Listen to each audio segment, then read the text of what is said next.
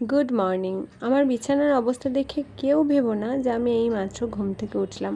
এখন প্রায় 10টা বাজতে চললো।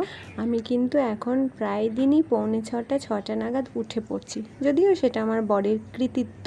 তারপর চাটা খেয়ে এই 10টা বাজতে 5 পর্যন্ত ছেলেকে পড়ালাম, আর তার মধ্যে বিছানাটাও পর্যন্ত সাফ করিনি। এইদিকে মেয়েকে পড়াচ্ছিলাম আর আমার মেয়েকে এদিকে পড়াচ্ছিলাম। তার কারণ হচ্ছে দুজনকেই যদি একটা দিকে বসাই তাহলে ঝামেলার সৃষ্টি করে প্রচুর। তো সেই জন্য ওকে ওই দিকে পড়াচ্ছিলাম আর পুচকিটাকে এদিকে পড়াচ্ছিলাম। কিন্তু সকালবেলা 2টো বিস্কিট আর একটু চা খেয়েছি, আর কিচ্ছু খাইনি। প্রচুর খিদে পেয়ে গেছে। ওই যে খাটের তলায় মুড়ির টিনগুলো উঁকি দিচ্ছে, খেয়ে নেবো এবার। এখন মনে হচ্ছে কেউ যদি মুড়ি মেখে একটু মুখের সামনে ধরতো, আহা কি ভালো হতো। এই সময়টা খুব ঘুম ঘুম পায়, কিন্তু কিচ্ছু করার নেই। যতই হাই উঠুক না কেন, খাওয়া দাওয়া করে আমাকে গোটা ঘর বাড়ি কিন্তু পরিষ্কার করতে হবে।